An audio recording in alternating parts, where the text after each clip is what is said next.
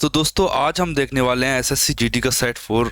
अभी तक हमने सेट 3 कंप्लीट कर लिए थे और उसके सभी क्वेश्चन मैंने आपको बहुत शानदार तरीके से करवा दिए थे। तो ये आज होने वाला है हमारा सेट 4। और इससे पहले जो मैंने सेट करवाया था उसमें कुछ क्वेश्चन मैंने आपको करने की दी थी सेट 3 में। कुछ डाउट हैं तो वो क्वेश्चन मैं आज क्लियर कर दूंगा इस वाली क्लास में।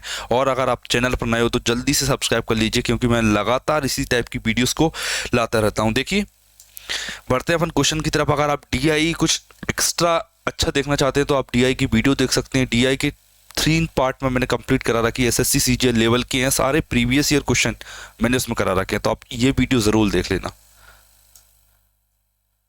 देखिए, ये अपना ऐप है। अगर आप टेस्ट सीरीज लगाना चाहते हो फ्री, तो आप इसमें जाकर फ्री टेस्ट सीरीज का लाभ उठा सकते हो, बिल्कुल फ्री है। देखिए, ये था हमारा क्वेश्चन, बिल्कुल सिंपल क्वेश्चन था, लास्ट क्लास में था। तो सेट 3 का ये क्वेश्चन है, देखते हैं इसे सॉल्व करा देता हूं मैं आपको। देखिए, क्या बोला गया कि 18 संतरे इतने में बेचने पर एक व्यक्ति को 20% की हानि होती है। 30% का लाभ अर्जित करने के लिए 30% का लाभ अर्जित करना है तो उसे 819 में कितने संतरे बेचने होंगे, ये मुझे बताना है। तो देखिए, मैंने कहा कि अगर 18 संतरों को 151.20 में बेच रहा हूं तो 18 संतरे का इतनी प्राइस है। तो आप बताइए एक संतरे की प्राइस क्या होगी। तो मैंने बोला कि सर 151.20 बटे में 18, ये उसकी सेलिंग प्राइस रही होगी एक संतरे की। ये मैंने पता कर लिया, 18 है, ठीक है, गुणा इतना। अब आप बताइए अगर 20% की हानि हो रही है। देखिए, जनरली हम मानते हैं कि कॉस्ट प्राइस 100% होती है, 100%, और 20% की में हानि मतलब 20% का लॉस हो गया तो 80% में उसने बेच दिया था। मतलब कि ये वाली जो वैल्यू है वो 80% की दे रखी है, 80% की वैल्यू दे रखी है, ये 80% की, ठीक है। और पूछ रहा है कि अगर 30% का लाभ हो, 30% का लाभ हो, 30% का लाभ मतलब कि 100 से 30 ज्यादा, मतलब कि 130% है। तो ये मेरे पास आ गया नया सेलिंग प्राइस, ये मैंने कन्वर्ट कर लिया नया सेलिंग प्राइस, ठीक है। नया सेलिंग प्राइस आ गया। अब नए सेलिंग प्राइस में एक आपको कुछ अलग देखना है। क्या नए सेलिंग प्राइस में अब वो क्या कह रहा है कि बताइए कि 819 में कितने संतरे बेचने होंगे। तो इसके लिए देखिए, मैंने लिखा 819 में कितने संतरे बेचने होंगे। मान लीजिए कि x संतरे बेचने होंगे। बस इस फॉर्मेट को सॉल्व करके आपको x की वैल्यू निकालना है, आपका आंसर आ जाएगा। देखिए, सॉल्व करते हैं। 18 से काटता हूं तो 18 8 144, 7 बचा तो 18 चौक 72, 8.40 आ गया, ठीक है। ये परसेंटेज और जीरो से कट जाता है, 8 आ गया। 8 से इसे काटूं तो मैं 1.8085 ही आ गया। 1.05 और ये 13 आ गया। 13 का गुणा कर लेता हूं इसमें तो कितना आएगा, 65.13 इक्वल टू 819 अपॉन में x। अगर मुझे x की वैल्यू चाहिए तो जस्ट 819 में आप 13.65 का भाग दे दीजिए, 13.65 का भाग दीजिए तो आपका करेक्ट आंसर आ जाएगा। कितना आंसर है तो भाग दे के मैं आपको बता देता हूँ क्या। ये देखिए, वैल्यू है यहाँ 13 है और यहाँ 81 है। देखिए, 13 का पारा 81 से कम पड़ी है, 13 छंग 78, 13 छंग 78, 13 छंग 78 आएगा। कितना आएगा, 6 आएगा। 13 छंग 78 आएगा। और इस पॉइंट को मैं हटाऊंगा तो यहाँ 2 जीरो भी आएंगी।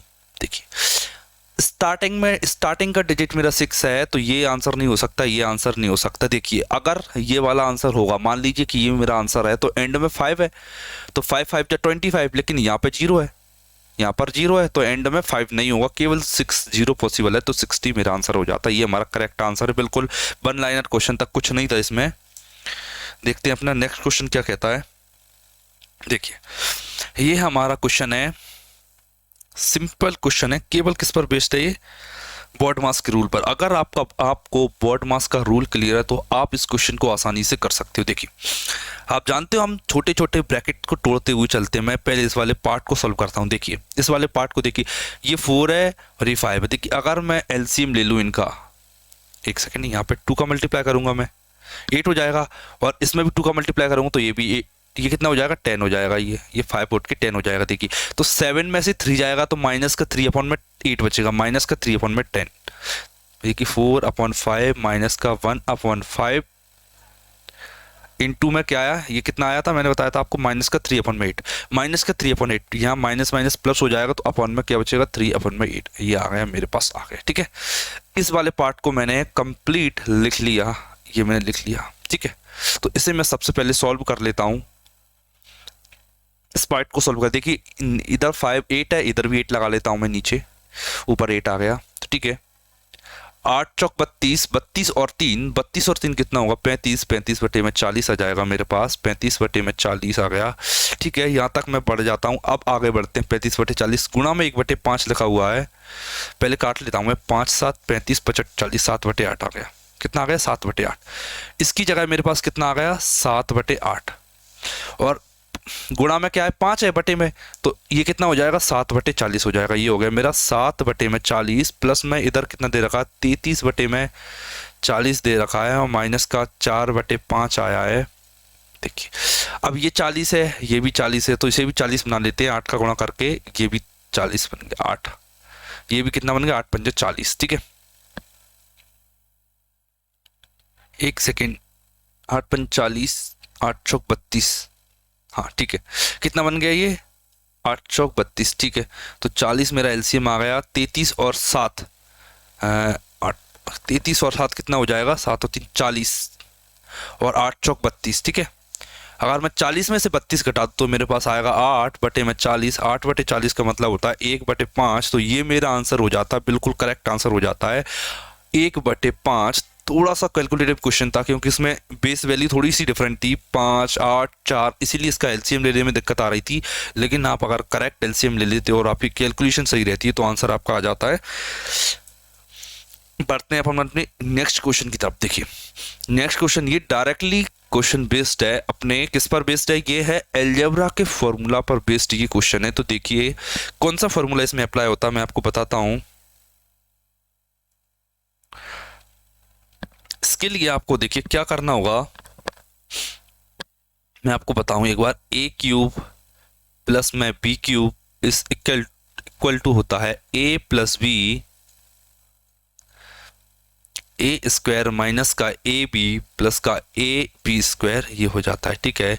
अगर मैं इसकी वैल्यू देखूं तो जो ये वाला पार्ट है ये अपॉन में आ जाएगा, अपॉन में आ जाएगा, तो मतलब कि A cube plus B cube upon में A square minus A B plus B square is equal to A plus B होगा। अब मुझे सिर्फ इसमें ए और बी को पहचानना है, ए और बी को पहचानना है, तो मेरा आंसर आ जाएगा इक्वल में क्या है। तो देखिए मैं आपको बता दूं, देखिए ये 251 है और यहाँ 25.1 है, ये 25.1 है। अगर मैं इसमें 100 का गुणा कर दूं, कितने का 100 का गुणा कर दूं इसमें, और ऊपर भी 100 का गुणा कर दूं, तो कोई चेंज नहीं होगा, बिल्कुल नहीं होगा, क्योंकि जो नीचे किया वही सेम मुझे ऊपर करना पड़ेगा। बस इससे ये फ़ायदा होगा कि ये वाली 2 जीरो हट जाएंगी, यहाँ से 2 जीरो हट जाएंगी, और यहाँ से ये वाली डेसिमल हट जाएंगी, ठीक है। ये सब डेसिमल वगैरह हट जाएंगी और ये ऊपर जैसा दिखने लगेगा, ठीक है। ये जो वैल्यू देख रहे हो आप 62499, ये एक्चुअली में ए इंटू बी है, मतलब कि 251 इंटू 249 है ये, ठीक है। तो आंसर मेरा क्या आ जाता है, मेरा आंसर आ जाता है 251 प्लस में 249, और जो मैंने 100 का गुणा किया था वो 100 आ जाता है, ठीक है।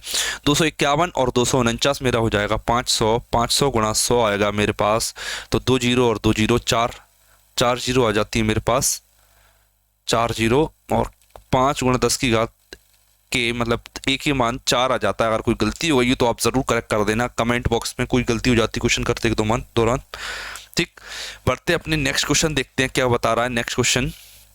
क्या देखिए, एक संख्या है 2483 में किस छोटी से छोटी संख्या को जोड़ने पर यह 3 4 5 6 से पूर्णतः विभाज्य हो जाएगा। क्वेश्चन थोड़ा सा लेंथी दिख रहा है, लेकिन केवल एक कॉन्सेप्ट क्वेश्चन खत्म, देखिए क्या, केवल एक कॉन्सेप्ट क्वेश्चन खत्म बताता हूं मैं आपको। देखिए इस क्वेश्चन में देखिए ये जो नंबर है वो 5 से डिविजिबल होना चाहिए और 4 से डिविजिबल होना चाहिए, ठीक है। 5 और 4 से डिविजिबल होना चाहिए, मतलब इसके एंड में एक जीरो होना चाहिए। देखिए कोई नंबर 5 से कब डिविजिबल होता है, जब उसके एंड में 5 हो या 0 हो, तब वो नंबर 5 से डिविजिबल होता है, ठीक है। 5 से डिविजिबल जब होगा जब एंड में 5 हो 0 हो। लेकिन इसमें दे रखा है मेरे पास 4, कोई नंबर 4 से तब डिविजिबल होगा जब एंड में एक इवन नंबर आएगा, 2 4 6 8 और 0। तो ये वाला मेरा एंड डिजिट कभी नहीं हो सकता, मतलब एंड में मुझे 0 चाहिए, एंड में मुझे 0 चाहिए। 3 में क्या जोड़ूं कि 0 बन जाए, 30 नहीं, 22 जोड़ूंगा तो भी जीरो नहीं बनेगा एंड में, ये नहीं जोड़ूंगा। केवल 37 में एंड में जोड़ूंगा तो 7 और 3 10, मतलब कि एंड में मेरे पास जीरो आ जाएगी। अगर एंड में मेरे पास जीरो आ जाती है तो वो नंबर 4 और 5 से कट जाता है, और ये ऑब्वियस सी बात है। अगर 24 83 में 37 से 4 और 5 से डिविजिबल है तो डेफिनेटली वो क्वेश्चन, मतलब जो नंबर आया वो 3 और 6 से भी डिविजिबल होगा, क्योंकि केवल एक आंसर ऐसा पॉसिबल हो रहा है। ठीक, अच्छा क्वेश्चन था। बढ़ते हैं अपने नेक्स्ट क्वेश्चन की तरफ। नेक्स्ट क्वेश्चन क्या कह रहा है मेरे से, देखिए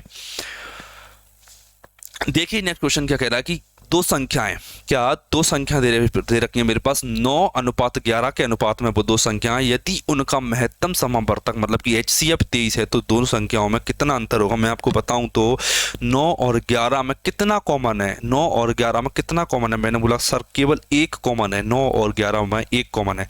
और वो क्या पूछ रहा है, दोनों संख्याओं का अंतर कितना। देखिए दोनों संख्याओं में क्या कॉमन है, एक, मतलब एक की वैल्यू मुझे उसने 23 दे रखी है, और मेरे से पूछिए दोनों का डिफरेंस, दोनों का डिफरेंस कितना है, 2 है, तो 23 गुणा 2 40 हो जाता है मेरे पास। ये मेरा करेक्ट आंसर आ जाता है 40। बिल्कुल सिंपल क्वेश्चन था। देखते हैं नेक्स्ट क्वेश्चन। ये थोड़ा क्या प्रचलित क्वेश्चन है, SSC CGL हुआ चाहे CHSL हुआ चाहे GD हुआ, ये हर प्रकार के एग्जाम में पूछा जाता है। यहाँ पर क्या करता है, ये जस्ट कोई वैल्यू को x अज्यूम कर लेता है। क्या करता है, x अज्यूम कर लेता है ये वाले इसमें। ठीक, देखिए क्या करते हैं इसमें, x का 25%। सबसे पहले मैं आपको क्या करता हूँ, इसमें मैं परसेंटेज वैल्यू दे रखी है, मैं परसेंटेज ना लिखते हुए मैं डायरेक्ट फ्रैक्शन वैल्यू का इस्तेमाल करूंगा। यहाँ पर याद रखना, क्या डायरेक्ट मैं यूज करूंगा फ्रैक्शन वैल्यू का इस्तेमाल। x लिखा मैंने 25% का मतलब बताऊं तो 1/4 होता है x का 25%। x प्लस 60 के क्या इक्वल लगाया मैंने, x प्लस 60 के, x प्लस 60 लिखा मैंने के x प्लस 60 के 30%। 30% का मतलब होता है सर 3/10 से 40 कम है, ये मैंने लिख दिया 40 कम है। ठीक है, ठीक, यहां तक हो गया। अभी तो मैं x की वैल्यू फाइंड कर लूं तब आगे बढ़ूंगा मैं। ठीक है, x की वैल्यू फाइंड करना मुझे। देखिए सबसे पहले क्या करते हैं, एलसीएम ले लेते हैं। नीचे एलसीएम 20 आएगा, 20 आएगा, 5 का गुणा कर दीजिए। देखिए 5 चौक 20 और ऊपर आया तो 5x आ जाएगा। ठीक है, इक्वल में करें, इक्वल में क्या आएगा, 20 एलसीएम आएगा। ठीक है, 10 दूनी 20, 2 का गुणा ऊपर कीजिए 6 आ गया, तो ये 6 आ जाएगा यहाँ पे, बिल्कुल आएगा सर, 2 का गुणा हो जाएगा यहाँ पे, तो 6x प्लस 60 गुणा में 6 माइनस 40 के बटे में क्या है, 1 है, तो 1 का भाग 20 में दोगे और 40 में गुणा करोगे तो आंसर आएगा 800। ये आ गया मेरे पास। ठीक है, अब देखिए 20 से 20 कैंसिल, तो सिंपल इक्वेशन बच गई मेरे पास ये। देखिए अब एक चीज और आपको बताता हूँ, देखिए 6x, ठीक है, 6x और 5x का डिफरेंस कितना है, 1x। इसका मान कितना आएगा, आप देखिए 800 और 60 गुणा 6 कितना होगा, 360। 360 और 800 का डिफरेंस, 360 और 800 का डिफरेंस कितना आएगा, मेरे पास आएगा 440। तो ये मेरे पास आ जाता है x का मान 440, मेरे पास x का मान आ जाता है। ठीक है, अब मेरे पास x की वैल्यू आ गई। अब मैं सॉल्व करता हूँ इस इक्वेशन को। वो कह रहा है कि x माइनस 40 का 35%, 120 से कितना देगा, x माइनस 40, x का मान कितना है 440, और 440 में से अगर मैं 60 घटाऊं, 440 में से अगर मैं 40 घटाऊं तो मेरे पास 400 आएगा, और 400 का 35% मुझे निकालना है, 35/100, 120 से कितना देगा, 120 से, ठीक है, क्या 120 से कितना अटेक है। ठीक है, तो मैं 2 जीरो से 2 जीरो काटूंगा, 4 से ही काटूंगा तो 30 आएगा। कितना आएगा, 30। 30 से ही कितना देगा, 5 अधिक है, तो 5/30 मेरा आंसर आएगा। और 5/30 का मतलब सबको हर कोई जानता है, क्या 5/30 का मतलब होता है 1/6, 5 छक 30, क्या 1/6 और 1/6 की फ्रैक्शन वैल्यू क्या होती है, 16 सही 2/3%। फ्रैक्शन वैल्यू आपको अच्छे से याद होना चाहिए कि 1/6 का मान कितना होता है, 16 सही 2/3%। अगर आप इन क्वेश्चंस को घर पर प्रैक्टिस करते तो आप, अगर आप किसकी PDF चाहते हो तो जल्दी से अपने टेलीग्राम को ज्वाइन कर लीजिए, नीचे डिस्क्रिप्शन में लिंक है, उससे आपको ये PDF कंप्लीट मिल जाएगी, जिससे आप आसानी से खुद से प्रैक्टिस कर पाओगे और इन क्वेश्चंस को रिवाइज भी कर पाओगे विद बेस्ट मेथड। देखिए इस क्वेश्चन को करते हैं। इस क्वेश्चन में क्या हुआ, इसमें कोई एग्जैक्ट वैल्यू नहीं दी गई है। एग्जैक्ट वैल्यू जैसे कि 12.25% कोई भी प्रॉपर फ्रैक्शन नहीं बनाता, तो इसमें आपको थोड़ी सी दिक्कत आने वाली है। इसके लिए आपकी कैलकुलेशन बेस्ट होना चाहिए। देखिए मैं आपको बताऊं तो 12.5%, x का मान y की तुलना में, ये x है मेरे पास और ये y दे रखा है। ठीक है, तो मैं बताऊं कि x का मान y से इतना अधिक है, 12.25%, मतलब 12 सही 1/4%, मतलब कि 12 चौक 48 और 1 49, 49/% जताता हूँ जो 400, ये आ गई मेरे पास फ्रैक्शन वैल्यू, इतने की ये फ्रैक्शन वैल्यू, ठीक है। एक्स का मान वाई की तुलना में इतना अधिक है, अगर एक्स वाई को मैं 400 मानूं तो ये 49 अधिक है, 49 कितना अधिक है, 449 अधिक है, प्लस 49 आ गए, ठीक है। अब मेरे से पूछा गया बाय का मान एक्स की तुलना में, बाय का मान एक्स की तुलना में कितना कम, मैंने कहा सर कितना कम होगा, 49, बस अंतर केवल माइनर सा है, क्या बेस चेंज हो गया, 49 बेस आएगा बटे में 449 आ गया। इसकी मुझे फ्रैक्शन वैल्यू फाइंड करना है, तो मेरा आंसर आ जाएगा, देखिए अगर मैं इसे 50 मान लूँ तो 50 से कम 50, और इसे अगर मैं 450 मान लूँ तो 50 नंबर 450 हो जाएगा, 1/9, और 1/9 का मतलब होता है 11.11%, लगभग में इतना आएगा, और इतने की वैल्यू 10.9 इसमें देख लगी, क्योंकि देखिए लगभग 11 है और 10.9 भी 11 है, तो केवल मेरा फर्स्ट आंसर पॉसिबल है 10.9%। अप्रोक्सीमेशन से आप इस क्वेश्चन को बहुत शानदार तरीके से कर सकते हो, स्पेशली आपका एग्जाम आने वाला है, बहुत जल्दी होने वाला है, तो आप जल्दी से जल्दी इसकी प्रैक्टिस कीजिए, प्रीवियस ईयर लगाना बहुत ज़्यादा इंपॉर्टेंट है। देखिए एक दुकानदार ने 2600 रुपये अंकित मूल्य वाले एक टेबल फैन को 18% की छूट पर खरीदा, उसने इसका अंकित मूल्य 2800 रुपये रखा और इस पर 15% की छूट दी, इससे उसे कितना लाभ होगा। देखिए लैंग्वेज को इस क्वेश्चन में बहुत ज़्यादा क्या टर्न किया गया है, बहुत ज़्यादा घुमाया गया है, तो इसमें आपको कुछ नहीं करना, आपको एक तो कितने में खरीदा और कितने में बेचा, बस ये बात पता करनी, इससे आप आसानी से प्रॉफिट पता कर सकते हो कि कितना लाभ होगा। इसमें आपको कोई भी एक्स्ट्रा चीज़ पता नहीं करनी, जैसे कि प्रॉफिट परसेंटेज क्या है, इसमें प्रॉफिट परसेंटेज नहीं डायरेक्ट प्रॉफिट पूछा है। तो आप जानते हो क्या कि जो मेरा प्रॉफिट होता है वो selling price minus cost price होता है, ठीक है, कॉस्ट प्राइस होता है, सेलिंग प्राइस में कॉस्ट प्राइस घटा लो। देखिए अब मैं आपको बताता हूँ क्या, एक दुकानदार ने 2600 रुपये अंकित मूल्य वाले एक टेबल फैन को 18% की छूट पर खरीदा, ठीक है, 18% की छूट पर खरीदा, समझना 18% की उसने क्या करी, छूट दी।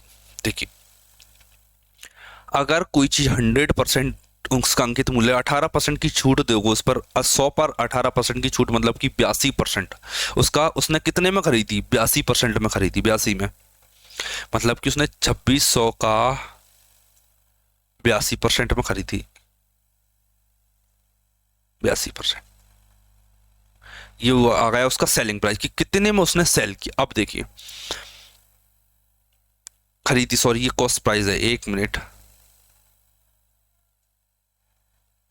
ये माइनस होगा, ठीक है, कॉस्ट प्राइस माइनस होगा। अब सेलिंग प्राइस देखते हैं, सेलिंग प्राइस कितनी, 2800 रुपये में रुपये रखा, और ये सीपी है, याद रखना ये सीपी है, ठीक है, और उसने अंकित मूल्य 2800 रुपये रखा और 15% छूट पे बेच दी। देखिए 2800 रुपये उसने रखा, क्या रखा, 2800 रुपये रखा, सेलिंग प्राइस है ये, मैं लिख देता हूँ आपकी सहूलियत के लिए, सेलिंग प्राइस 2800 रुपये रखा और 15% की छूट दी, 15% की छूट का मतलब होता है 85% में उसने बेच दिया, 85/100, 2 जीरो से 2 जीरो काटोगी, आ गया। देखिए अब मुझे क्या चाहिए, सेलिंग प्राइस माइनस का कॉस्ट प्राइस, ठीक है, 2 जीरो से यहाँ भी 2 जीरो कट जाएंगे। देखिए सेलिंग प्राइस क्या है, 5 8 5 40, लास्ट डिजिट देखिए यूनिट डिजिट 0, 8 5 40 0, कॉस्ट प्राइस कितना, मेरे कहा सर 2 छंग 12, 2 छंग 12 2, अगर मैं 0 में से 2 घटाऊं तो मेरे पास एंड में 8 बचेगा, तो मतलब कि केवल 248 मेरा पॉसिबल आंसर है। आप चाहो तो डायरेक्ट प्रॉपर कैलकुलेशन करके आंसर निकाल सकते हो, लेकिन एग्जाम के पॉइंट ऑफ व्यू से ये बेस्ट मेथड रहती है, डायरेक्ट लास्ट डिजिट निकालना। देखिए थोड़ा सा घुमाकर क्वेश्चन है, ये अलग ही है, क्या बोला गया है इसमें, देखिए कि 1800 रुपये में एक वस्तु को बेचकर मिला लाभ उस लाभ की तुलना में तिगुना है जो इसे 1350 रुपये में बेचकर प्राप्त होता है, वस्तु का क्रय मूल्य ज्ञात कीजिए। अच्छा क्वेश्चन है, कुछ नहीं करना है इसमें, देखिए बस आपको थोड़ा सा नॉलेज होना चाहिए कि कितने में खरीदी और कितने में बेची। बस देखिए अगर मैं मानूं कि मैंने इतने में इसे खरीदी, सीपी में इतने में मैंने इसे खरीदी, अब मैं इसे 1350 रुपये में बेच रहा हूँ, क्या मैं इसे 1350 रुपये में बेच रहा हूँ, मैंने कहा सर ये रहा 1350 रुपये, और मैंने इसे बेच दिया, और मान लीजिए मुझे 1 यूनिट का लाभ हुआ, कितने का, 1 यूनिट का लाभ। किससे नापा जाता है, हमेशा याद रखना कॉस्ट प्राइस से नापा जाता है लाभ को, तो मेरे पास मान लीजिए 1 यूनिट का लाभ हुआ। अब वो कह रहा है कि जब वो इसे 1800 रुपये में बेचेगा ना तो उसे तिगुना लाभ होगा। अभी एक हुआ है ना तो तिगुना लाभ होगा, मतलब कि 3 यूनिट का लाभ होगा जब वो उसे 1800 में बेचेगा। मतलब अगर मैं यहाँ जाऊँ क्या, यहाँ बहुत आगे, अगर मैं इसे 1800 में बेचूंगा तो मुझे 3 लाभ होगा। क्या, 3 यूनिट का लाभ होगा। ठीक है, कॉस्ट प्राइस नापते हमेशा याद रखना, लाभ को 3 यूनिट का लाभ होगा, मतलब 3 गुना। अब देखिए देखिए अगर ये 1 है और यहाँ से यहाँ की दूरी 3 है तो आप बताइए इन दोनों के बीच की डिस्टेंस कितनी रही होगी? 2 रही होगी ना, 2 यूनिट, बिल्कुल रही होगी सर। ये 2 यूनिट है और 2 यूनिट की वैल्यू देखिए कितनी आएगी, 1350 और 1800। 1350 और 1800 का डिफरेंस आप देखोगे तो कितना आएगा, 450। ये आ गया 450। अगर 2 यूनिट का वैल्यू, 2 यूनिट की वैल्यू 450 है तो आप ये बताइए 1 यूनिट की वैल्यू कितनी आएगी? 1 यूनिट की वैल्यू 2 का भाग 450 में दीजिए तो कितना आएगा, 225।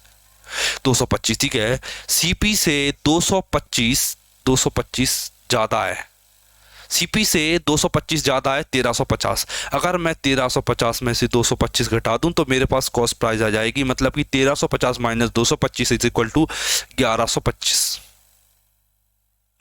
ये मेरे पास आंसर आ जाता है 1125। ठीक है, आ गया। ठीक है, 1250 होता, 1350 में 1250 का 150। ठीक है, बढ़ते हैं अपने नेक्स्ट क्वेश्चन की तरफ। 8 क्वेश्चन हो गया मेरा। 9th नंबर का क्वेश्चन देखते हैं।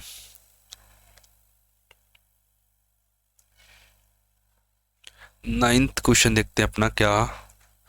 रघु ने 100 रुपये में 12 की दर से कुछ पेनें खरीदी और 135 रुपये में 15 की दर से समान संख्या में पेन खरीदे। 260 रुपये में कितने पेन बेचने पर उसे 20% का लाभ होगा, ये मुझे बताना है। ठीक है, कैसे बताओगे आप? देखिए मैंने आपको हमेशा एक चीज़ बताई क्या, कि जब भी प्रॉफिट और लॉस की बात की जाए तो बात की जाती है हमेशा प्राइस पर। कोई चीज़ कितने की खरीदी मैंने, बस मतलब कि उसकी प्राइस क्या है, और प्राइस हमेशा रुपीज़ में रहती है। ठीक है, देखिए 12 पेन की प्राइस अगर 100 रुपये तो आप बताइए 1 पेन की प्राइस क्या होगी? मैंने कहा सर मान लीजिए मैंने 1 यूनिट पेन, कुछ पेने मैंने 100 रुपये में 12 खरीदी। ठीक है, तथा तथा ध्यान रखना, तथा मैंने और क्या किया, मैंने कुछ पेने 100, उतनी ही पेने मतलब कि और कुछ पेने क्या किया मैंने, 135 रुपये में 15 खरीदी। 135 रुपये में 15 खरीदी मैंने। ठीक है, 135 रुपये में 15 खरीदी मैंने। ठीक है, इतनी खरीद ली, ये इतनी खरीदी मैंने, ये मेरा आ गया टोटल कॉस्ट प्राइस कितना है। ठीक है, अब इसको मैं क्या करता हूँ, बेचता हूँ। कितने पर बेचा मैंने? इसे 20% के लाभ पर। देखिए 20% का लाभ मतलब 1/5 होता है, मतलब कि अगर मैंने इसे 5 में खरीदी तो मैंने इसे 6 में बेच दी, मतलब 1 के लाभ पर। तो इसका सेलिंग प्राइस कितना आएगा, 6/5। 5 का भाग देकर 6 का गुणा कर दिया मैंने, इक्वल रखो। अब मैंने एक यूनिट और 1 यूनिट इतनी खरीदी और ये बेच दी मैंने। अब देखिए अब मुझे कितने पास है, 260 रुपये मेरे पास। वो कह रहा है कि बताइए कि 260 रुपये में कितनी बेची जाए, 260 रुपये में कितनी बेची जाए कि 20% का लाभ हो, 260/मैक्स। देखिए ध्यान रखिए उतनी पेनें नहीं है अभी। ये देखिए 1 पेन ये रही और 1 पेन ये रही, मुझे 2 पेनें चाहिए तो मुझे यहाँ पर मल्टीप्लाई करना पड़ेगा 2 से। ये मैंने कर दिया 2 से मल्टीप्लाई। अब देखिए 4 तिया 12 और 4 से काटा मैंने तो 25 आएगा। 5 तिया 15 और 5 से काटू 5 दूनी 10, 5 7 35 ही आ गया। 25 और 27 कितने होते हैं, 52। 52/3 गुणा में 6/5 आ गया। इक्वल में रखूँ तो मैं 260/x इंटू में 2 आ गया। ठीक है, 2 से 3 बार में और 3 से ये कट गया। ठीक है, अब बचा 5। देखिए आप इसे ऐसे नहीं समझोगे, 26 दूनी 52, 2 आ गया। और 2 से इस जीरो को काटूंगा तो 2 पंजा 10 आ जाएगा। 5 गुणा 5, x का मान कितना आ जाएगा, 25। मतलब कि उसे 260 रुपये में 25 पेने बेचना चाहिए, तब जाके उसे 20% का लाभ होगा। तो ये मेरा आंसर आ जाता 25 पेने। ठीक है, क्वेश्चन अच्छा था, लेवल अच्छा था क्वेश्चन का। देखिए अब फिर से एक खेल खेलता हूं मैं, क्या फिर से एक डाउट क्वेश्चन आपको देता हूं क्या, कि फिर से आप ये क्वेश्चन आपको करके कमेंट में बताना। बिल्कुल सिंपल क्वेश्चन है, इसमें भी थोड़ी सी कैलकुलेशन ज़्यादा है, इसीलिए कमेंट में दे रहा हूँ। ठीक है, इसका आंसर मुझे कमेंट करना है, बिल्कुल आप करिए, मैं बताऊंगा नेक्स्ट वीडियो में। आप कमेंट करते हो तो नेक्स्ट वीडियो में बताया जाएगा ये क्वेश्चन। देखिए हम कराते हैं अब आपको ये वाला क्वेश्चन। देखिए 12 नंबर का क्वेश्चन देखते हैं कि एक व्यक्ति ने 14,000 रुपये की धनराशि 5% और 19,000 रुपये की धनराशि 6% वार्षिक साधारण ब्याज पर उधार ली। उसे 3 वर्षों के बाद ब्याज के रूप में कितनी धनराशि प्राप्त होती। देखिए मैंने अभी प्रॉफिट लॉस का एक क्वेश्चन आपको डाउट में दे रखा है और बहुत सारे क्वेश्चन मैंने करा दिए। अब थोड़ा पैटर्न चेंज करते हैं, पढ़ते हैं सिंपल इंटरेस्ट की तरफ। ठीक है, अब करते हैं हम सिंपल इंटरेस्ट के क्वेश्चन। क्या कह रहा है कि देखिए एक व्यक्ति ने 14,000 रुपये की धनराशि 5% ली। ठीक है, मान लीजिए क्या 14,000 रुपये उसने लगाए। 14,000 का 5% बताइए कितना आएगा। 14,000 का 5% 700 रुपये, कितना आएगा 700 रुपये। 14,000 का 7 कितना आएगा 700 पर 700 आ गया मेरे पास। 14,000 का 5% बताइए। 19,000 का 6% कितना होगा। देखिए परसेंटेज से सबसे पहले मैं 2 जीरो यहीं काट देता हूं। ठीक है, 190 गुणा 6 कितना होगा। 190 गुणा 6 कितना होगा 1140। इतना लाभ मतलब मुझे कि इतना ब्याज 19,000 पर मिला, इतना ब्याज 14,000 पर मिला। एक साल में मुझे टोटल ब्याज कितना मिला मुझे ये बताना सबसे पहले। तो देखिए एक साल में मुझे 700 प्लस 1140 मतलब कि 1840 रुपये मिले मुझे। एक साल में मुझे 1840 रुपये मिले। अब मुझे बताना कि 3 वर्ष में कितने मिलेंगे। 3 वर्ष में अगर एक वर्ष में 1840 मिल रहे हैं तो 3 का गुणा कर दीजिए। 40 थी 120, एक गया तो 18 थी 54 और 55 मतलब कि 3 सालों में मुझे 55-20 रुपये मिलेंगे। कितने मिलेंगे एक साल में मुझे 5520 रुपये का लाभ होगा, मतलब कि प्रॉफिट मिलेगा। ठीक है, पिछला क्वेश्चन हो गया, अच्छा क्वेश्चन था सिंपल इंटरेस्ट का। देखिए ये हमारा आज की क्लास का लास्ट क्वेश्चन होने वाला है। ठीक है, अच्छा क्वेश्चन है, बिल्कुल शानदार क्वेश्चन लेके आया हूं ये वाला। देखिए आप समझिए इस क्वेश्चन को क्या कह रहा है कि a certain sum of money double itself in 6 years in how much time will the same sum become 5 times itself at same rate of interest। देखिए 6 वर्षों में स्वयं का दोगुना हो जाता है। मान लीजिए कि कोई राशि 1 थी तो वो आज 2 हो जाती है। कितना बड़ी, मैंने कहा सर 1 बड़ी। वो कितनी बड़ी 1 बड़ी, 1 बड़ी। कितने सालों में, मैंने कहा सर 6 सालों में बड़ी। ठीक है, वो कह रहा है कि बताइए क्या क्या क्या वही राशि कितने समय में स्वयं की 5 गुनी हो जाएगी। मतलब कि 1 है तो उसे 5 गुना करना है मुझे। 1 है तो उसे 5 गुना करना है, मतलब कितना बढ़ाना है मुझे उसे। मैंने कहा सर उसे मुझे केवल 4 बढ़ाना है, 4 बढ़ाना है, 4। ठीक है, अब आप बताइए अगर वो 1 बढ़ने में 6 साल का समय लेती है, 1 बढ़ने में 6 साल का समय लेती है, तो बताइए वो 4 बढ़ने में कितना समय लेगी। 4 छंग 24 साल लेगी। उसे 4 बढ़ने में 24 साल का समय लगेगा। ये मेरा आंसर आ जाता है। अगर आप इसकी PDF चाहते हो और आगे के क्वेश्चन को शानदार तरीके से प्रैक्टिस करना चाहते हो तो टेलीग्राम पर जरूर ज्वाइन हो जाना। वहाँ मैं आपको इसकी PDF प्रोवाइड करवा दूंगा। मिलते हैं अपनी नेक्स्ट वीडियो में नए कॉन्सेप्ट के साथ और नए क्वेश्चन के साथ। Thank you.